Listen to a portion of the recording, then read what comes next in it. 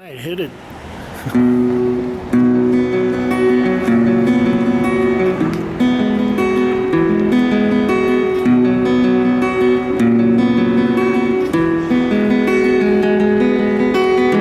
Coming out of my cage and I've been doing just fine. Gotta be down because I want it all. Started out with a kiss, how did it end up like this? It was only a kiss, it was only a kiss, and now I'm falling asleep. She's calling a cab or he's having a smoke. She's taking a drag and I'm going to bed. My stomach is sick, it's on my head, but she's touching his chest. Now he takes off her dress, now letting me go.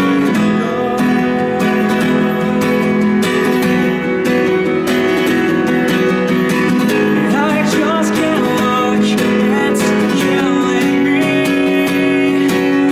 Taking control.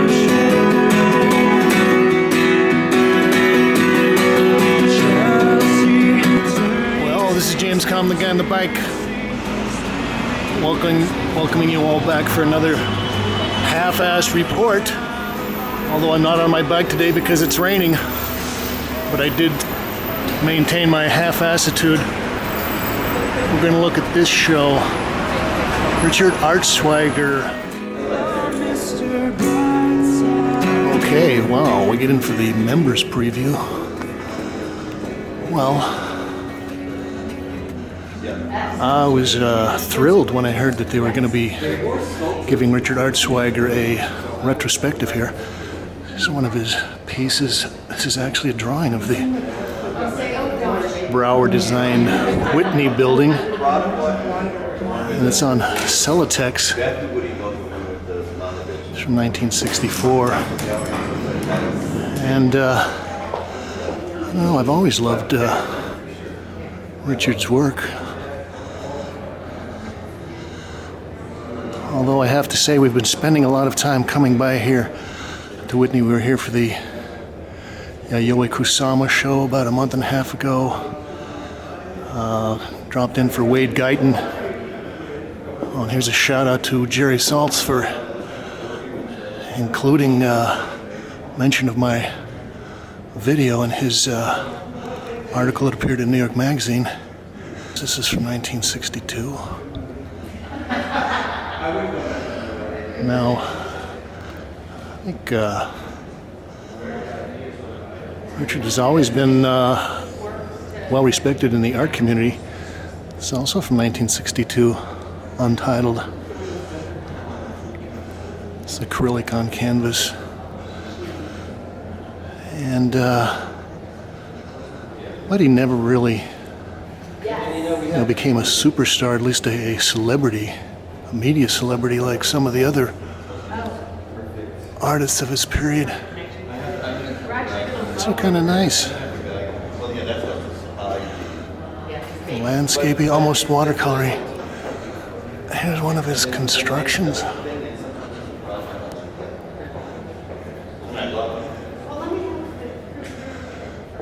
But I think he's always kind of existed in an area that I would say is kind of rarefied. He's a little maybe eccentric, but his career kind of makes me think of someone like John Wesley, who was another artist that was championed by Donald Judd early on. This is titled Seated Group, 1962. Acrylic on Celotex. And I guess you could call this photorealism. And I think it's a sculpture that's got him the most attention. I can't find the title of this piece, but this is a great example of one of his early sculptural pieces. Very austere, very precisely crafted. And I think he might be one of the first artists to really use Formica in an artistic way. This is another very early piece, and it's titled Description of a Table. I believe this is 1964. And, it's interesting to note that I think he didn't have his first show until he was about 42, and he had his first show with Leo Castelli, which I guess if you're going to wait that long, getting the show at Castelli makes it worth the wait. Yeah, that's on. Adam Weinberg, the director here. This is titled Book. As I was saying, I think he had his first show in 1964, and he was championed by people like Donald Judd, who was one of the big advocates for minimalism.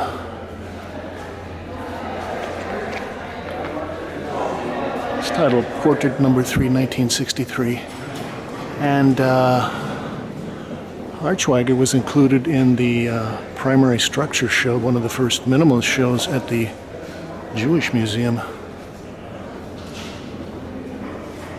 It's titled Triptych from 1962. And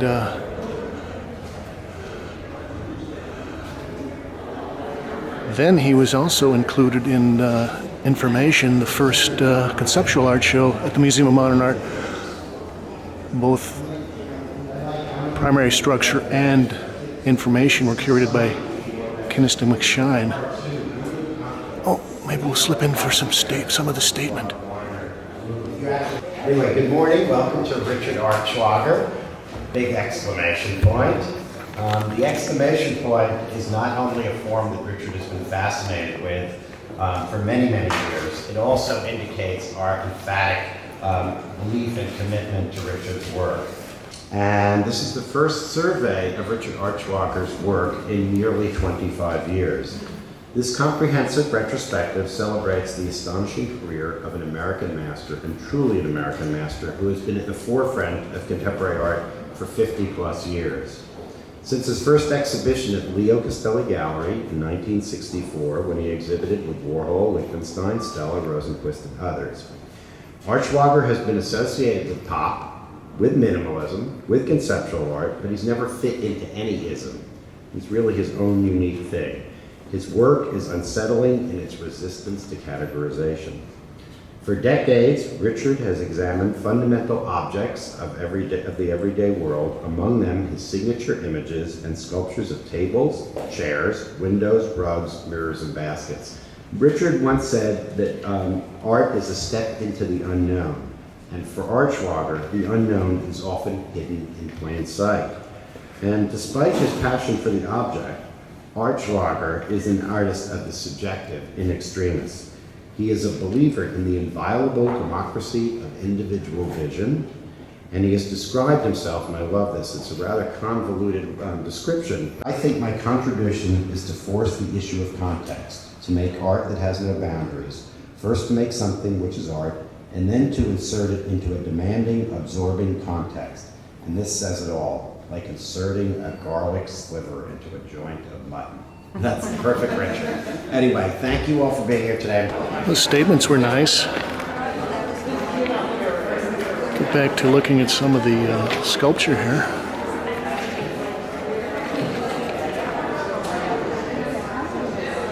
It's titled Logos, Blue Logos, 1967.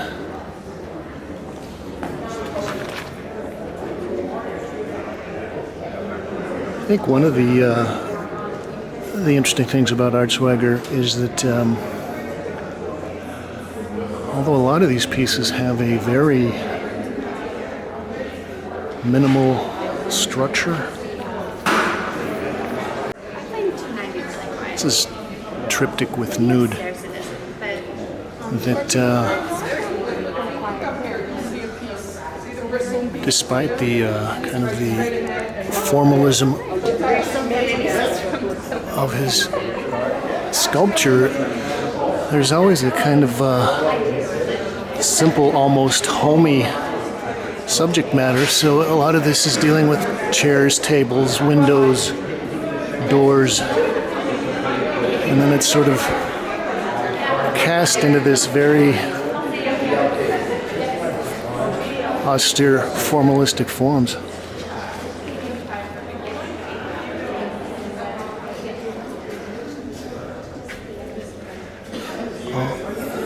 portrait of Holly Solomon.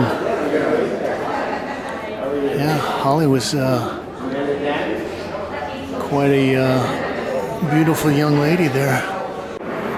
Well, we're going to move on pretty fast here because this is a huge show, and I want to try to squeeze it in something less than 2 hours. This gallery is basically dealing with his Celotex paintings. It's called Destruction from 1972, and I guess we're going to go kind of chronologically. Destruction number 1. Some of these pieces are fairly large. This is Destruction number 3. They talk about the fact that he was painting on this Celotex, and the Celotex has a pretty rugged, toothy texture. It's a whole series of destruction pieces.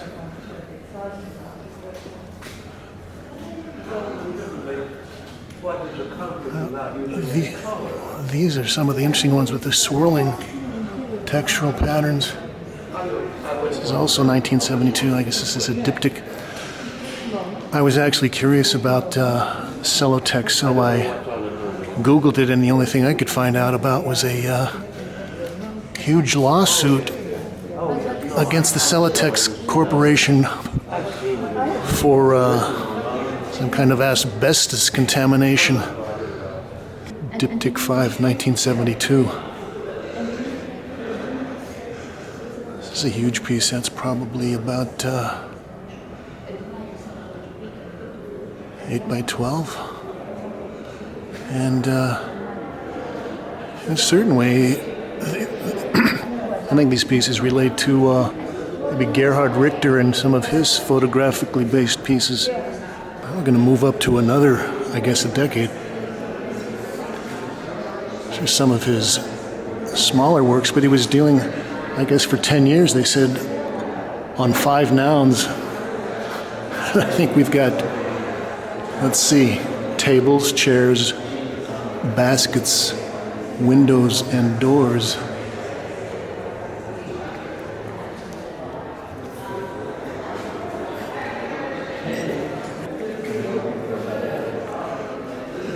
It's nice as a bookshelf. With one book pulled out, I wonder if those are removable.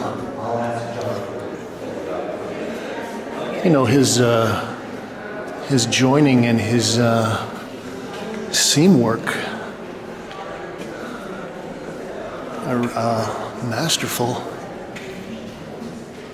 Well, I think we're moving into the late 70s, and I like it. He's getting kind of playful, getting a little goofy. And some of these pieces, surrealism is creeping in.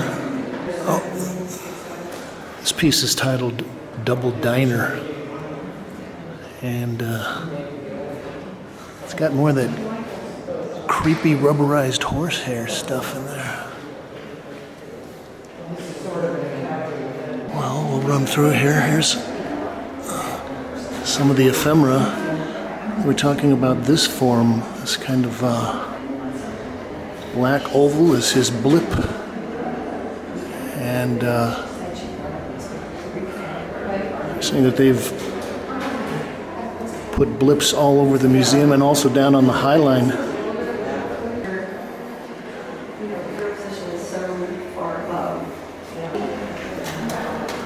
Well, this is kind of a fun room.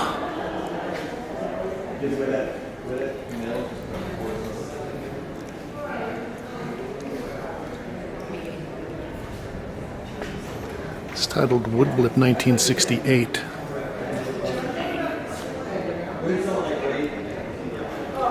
And it's nice the way he's used this gap as a compositional device.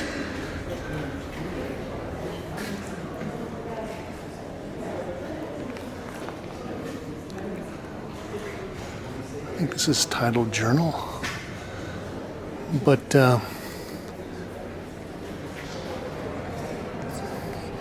you know, the pencil and the paintbrush are only part of his practice. A lot of this is using the saws and routers and laminating veneer work. And this is all painted over on this side. Actually, I like these kind of raw wood pieces. Kind of remind me of some of the very nice crates that I see out in the streets in Chelsea. Kind of like a folksy version of a Don Judd. This is titled The Cave. If you lived here, you'd be home now. 1990. And on this painting, hell, the frame is probably about half of the piece.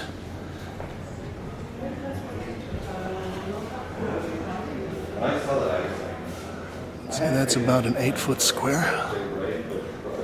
This is titled Table Prepared in the Presence of Enemies. And it's aluminum, formica, and wood.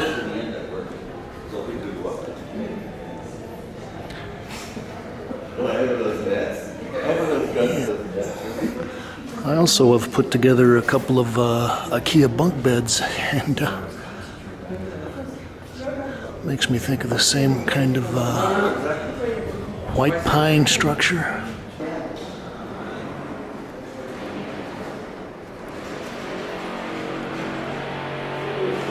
Oh, this gallery is a surprise. So he's kind of gotten away from his photorealism and added some color. This is Lunch for Two, 2007. So this is a fairly recent piece. So the way he works, these colored sections are actually like inlaid into the surface.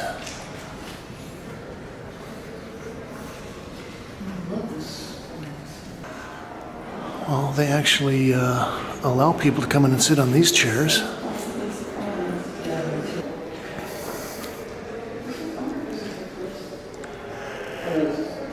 It's Untitled Potatoes.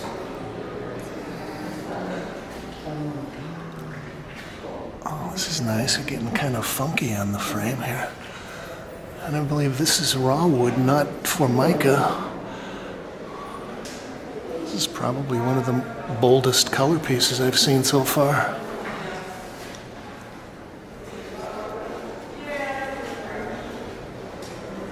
It's called Recollection Vuillard, 2004.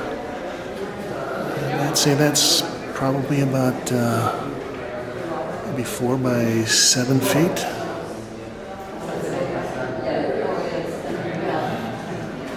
Now we're getting into a real chunky surface.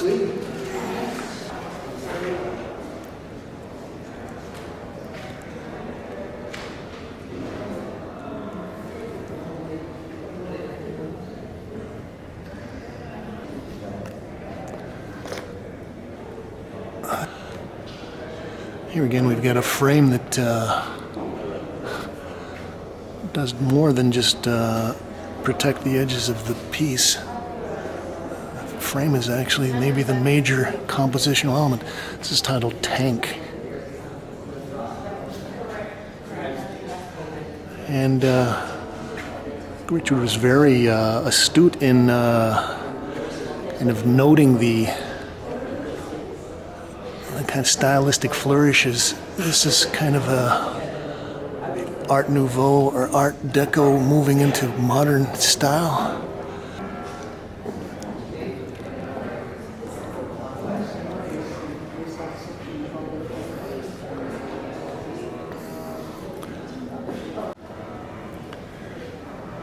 This is titled Fourth Cross. Acrylic on plywood, 79 by 40 by 42 inches. This is a self-portrait. Acrylic and brush bristles on Celotex with metal frame, 2003.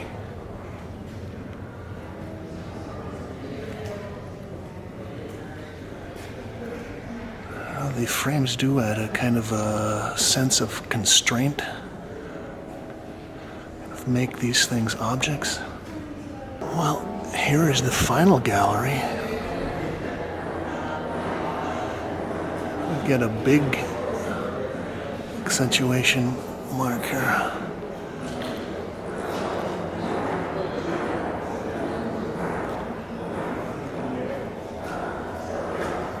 Oh, this is great. We've got a large table, but now he's kind of getting into some color. This is watermelon, 2008, 25 by 38 inches.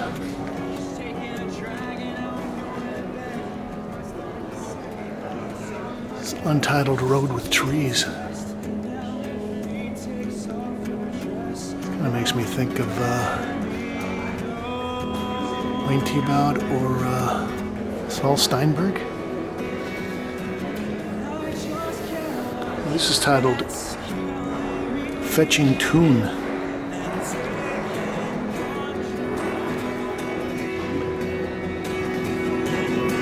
This is James Kalm reporting on Richard Artschwager here at the Whitney Museum.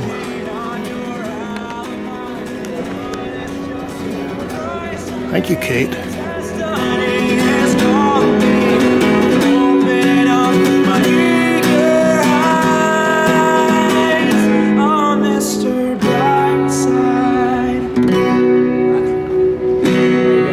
Hey, thanks, Angelo. Thank you.